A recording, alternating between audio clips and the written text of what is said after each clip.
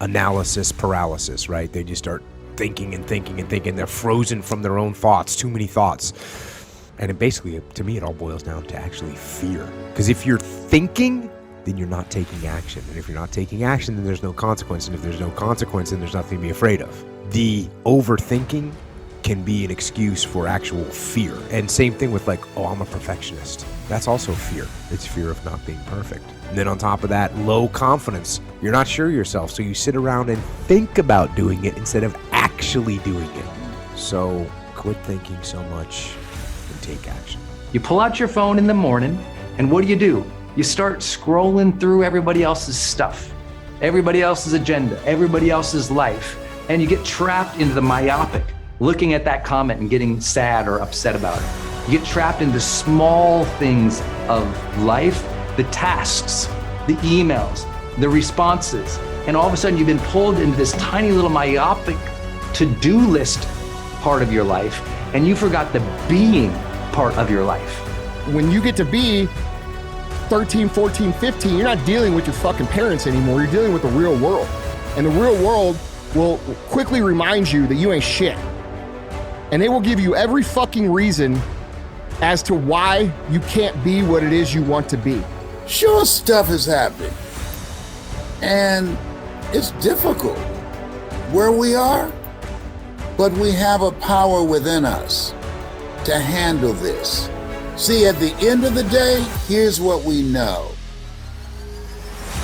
You were born and designed, all of us, for success. But we've been programmed to fail.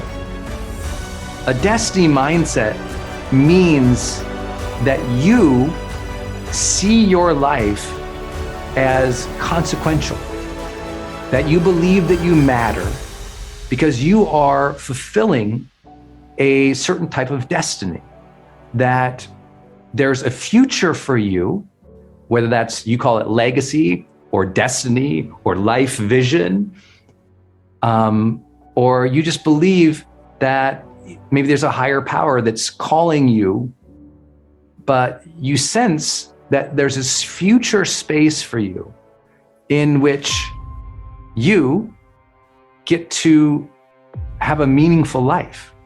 If you're willing to pay the price and you're willing to do the work and you're willing to take the time and you're willing to consistently get up when you are knocked down over and over and over again, which is going to happen to you, if you're pursuing anything outside of the norm, you can make it. You and I are cut from the same cloth. We are branches of the same tree. If you can hear me from your heart, just having a job is not enough. A job is what you get paid for, but you have a calling to speak.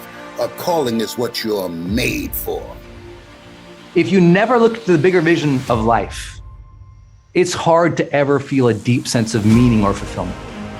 Does it matter? How should we think about life? How should we think about living it well? And that philosophy of how we think about it is philosophy itself. How do we think about this important topic of meaning of life? Well, so many people have never just decided that, you know what? We matter. Your life matters. My life matters. Those people you hate out on the internet, their life matters. Expand your vision.